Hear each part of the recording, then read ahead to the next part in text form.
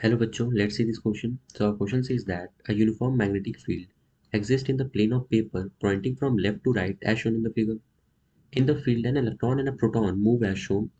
The electron and proton experiences forces both pointing into the plane of paper, forces both pointing out of the plane of paper, force pointing into the plane of paper and out of the plane of paper respectively, forces pointing opposite and along the direction of uniform magnetic field respectively.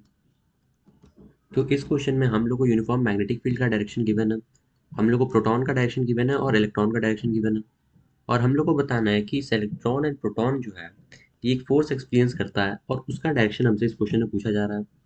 तो इस question के की concept को हम पहले देख लेते हैं। सो इस क्वेश्चन का जो की कंसेप्ट है वो है फ्लेमिंग्स लेफ्ट हैंड रूल।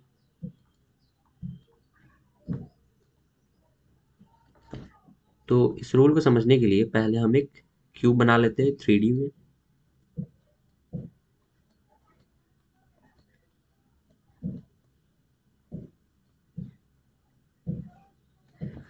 अब हम क्या करते हैं, हम अपने फ्लेमिंग्स लेफ्ट हैंड रूल को इस पर रिप्रेजेंट करते हैं।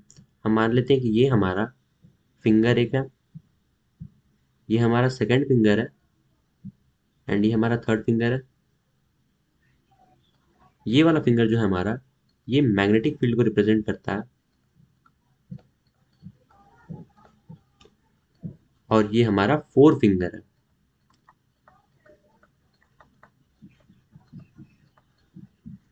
ये वाला जो सेकंड फिंगर है हमारा ये करंट को रिप्रेजेंट करता है एंड ये हमारा मिडिल फिंगर है एंड ये वाला जो फिंगर है हमारा ये थंब है एंड ये रिप्रेजेंट करता है फोर्स को। तो हमारा फ्लेमिंग्स लेफ्ट हैंड रूल यही बोलता है कि अगर फोर फिंगर हमारे मैग्नेटिक फील्ड के डायरेक्शन में हम अलाइन कर दें और अपने मिडिल फिंगर को करंट के डायरेक्शन में अलाइन कर दें तो हमारा जो थंब है वो फोर्स के डायरेक्शन को रिप्रेजेंट कर देगा।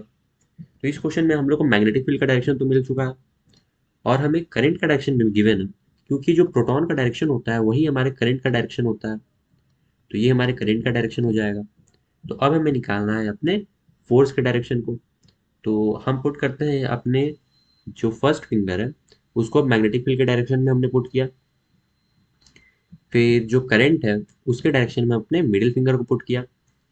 तो हम देखेंगे हमारा जो थंब है इस केस में वो जो फोर्स को रिप्रेजेंट कर रहा है वो डाउनवर्ड है, यानी into the plane of paper है।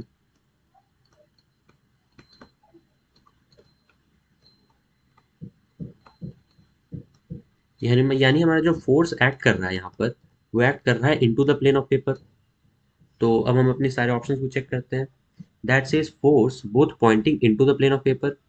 ये तो हमारा करेक्ट ऑप्शन है, क्योंकि हमारा जो फोर्स है यहाँ पर वो into the plane of paper है। हमने एज्यूम कर लिया है कि ये जो पूरा प्लेन है वो एक प्लेन ऑफ पेपर पर रखा हुआ है और इसके नीचे हमारा फोर्स एक्ट कर रहा है। तो ये करेक्ट ऑप्शन है।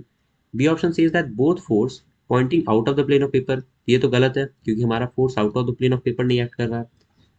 सी एंड डी हमारा तो डायरेक्टली गलत हो जाएगा, क्योंकि यहाँ पर हमारा जो फोर्स है वो सिर्फ इनटू द पेपर है, out of the plane of paper तो है ही नहीं। और इसमें तो बोल रहा है अपोजिट डायरेक्शन में फोर्स एक्ट कर रहा है, क्योंकि फोर्स हमारे यहाँ पर एक ही डायरेक्शन में एक्ट कर रहा है, तो इसीलिए हमारा ये दोनों ऑप्शन गलत हो जाएगा। सो यहाँ से हमें अपना करेक्ट ऑप्शन मिल गया, that is option A. So option A will be the correct answer for this question. Hope you got this well. Best of luck.